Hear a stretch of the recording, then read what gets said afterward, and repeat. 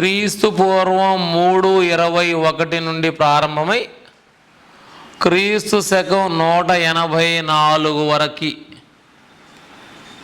క్రీస్తు పూర్వం 184 వరకు ఉంది. సో మౌర్యులు, ఫస్ట్ ఆఫ్ ఆల్ ఇక్కడ మౌర్య అన్నటువంటి ఈ పదం మురా అన్న పదం నుంచి పుట్టింది. మురా అనగా నెమలి అని అర్థం. మురా అనగా నెమలి అని అర్థం. ఇందుకు వీరెవరు? బహుశా అడవిలో నెమళ్ళని మేపుకొని జీవనం సాగించే వారై ఉండొచ్చు. వీరు మౌర్యులు. సో ఇంతకీ మౌర్య అన్నటువంటి ఈ పదం మురా అన్న పదం నుంచి పుట్టింది. మురా అనగా మనం నెమలి అని మాట్లాడాం. సో ఈ యొక్క మౌర్యులు ఎవరు? ఈ పాయింట్ ఆఫ్ వ్యూలో ఫస్ట్ ఆఫ్ ఆల్ మనకి ఇందాక ధననందుని గురించి మాట్లాడాం. మహాపద్మనంద. సో ఎవరండి మహాపద్మనందుడు అంటే? మగధను పరిపాలించినటువంటి మొట్టమొదటి చక్రవర్తి.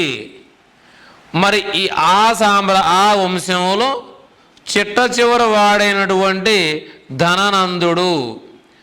ఈ ధననందుణ్ణి చంపి సో చంద్రగుప్త మౌర్య క్రీస్తు పూర్వం 321లో మౌర్య శకాన్ని ప్రారంభించాడు. ఇక్కడ ధననందుణ్ణి చంపడానికి చంద్రగుప్త మౌర్యుడికి ఉన్నటువంటి ప్రధానమైనటువంటి ఆ నెగటివ్ కాన్సెప్ట్ ఏంటిది? ఎందుకు చంపాడు? సో ఇక్కడ ఒక స్టోరీ ఏంటంటే, ధననందుని ఆస్థానములో ఉన్నటువంటి విష్ణుగుప్త అలియాస్ చాణక్య అలియాస్ కౌటిల్య ఈ యొక్క విష్ణుగుప్తుణ్ణి అవమానపరచడంతో ఆ అవమాన భారాన్ని తట్టుకోలేనటువంటి ఈ యొక్క విష్ణుగుప్తుడు రాజ్యాన్ని వదిలి అడవులో వెళ్తున్న సందర్భంలో నెమలను మేపుకుంటూ 12 సంవత్సరాల బాలుడు ఇతనికి కనిపించడం జరిగింది. ఆ బాలుని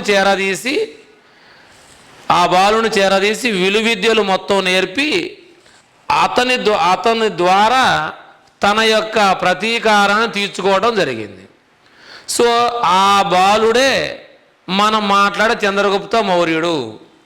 సో ధననందుణ్ణి చంద్రగుప్త మౌర్యుడు చంపడానికి పర్సనల్ రీజన్ పక్కన పెట్టండి. సో ఇక్కడ ఈ యొక్క విష్ణుగుప్తుడు తన ప్రతీకారాన్ని ఈ చంద్రగుప్త మౌర్యుని ద్వారా తీర్చుకున్నాడు. ఎనీహౌ ఈ ధననందుణ్ణి చంపి చంద్రగుప్త మౌర్యుడు క్రీస్తు పూర్వం 321లో ఈ రాజ్యాన్ని ఏర్పరచడం అన్న జరిగింది. సో మరి ఈ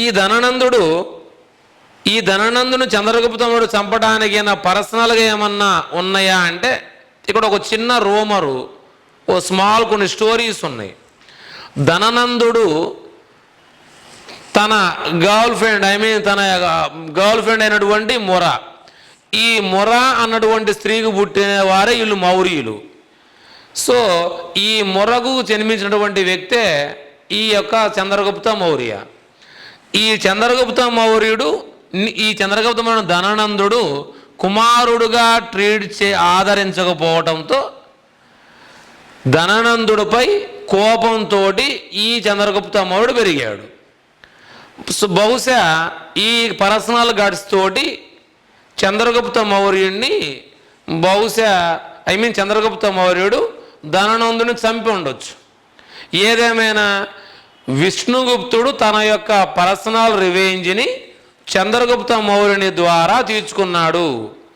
ఈ చంద్రగుప్త మౌర్యుడు ధననందుని చంపి భారతదేశంలో ముఖ్యమైనటువంటి మౌర్య సామ్రాజ్యాన్ని స్థాపించాడు. సో ఈ చంద్రగుప్త మౌర్యుడే క్రీస్తు పూర్వం 321లో మౌర్య శకాన్ని ప్రారంభించాడు.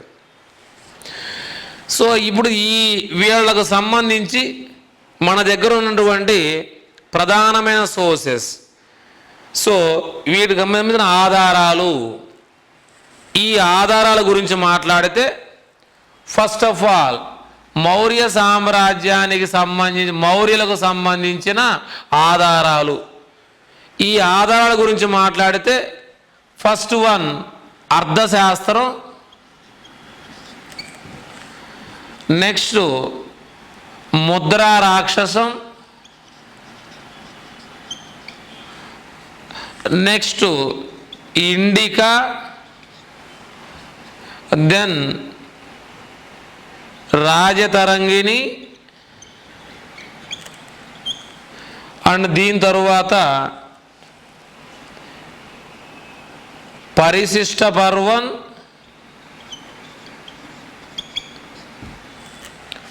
ఇవి ప్రముఖ గ్రంథాలుగా చెప్పవచ్చు. ఇవి కాక పురాణాలు, ఆ తర్వాత దిగనకియ, మహానకియ లాంటి సో మెనీ సిలోన్ గ్రంథాలు.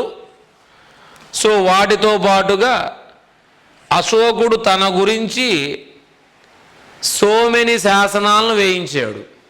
తన గురించి సో మెనీ శాసనాలు, ఆ శాసనాలు మేజర్ రాక్ ఎడిక్ట్స్, పెద్ద పెద్ద రాళ్ల మీద, మైనర్ రాక్ ఎడిక్ట్స్, చిన్న చిన్న రాళ్ల మీద, మేజర్ స్తంభ, పెద్ద పెద్ద స్తంభాల మీద, మైనర్ పిల్లర్, చిన్న చిన్న స్తంభాల మీద తన గురించి రాయించాడు.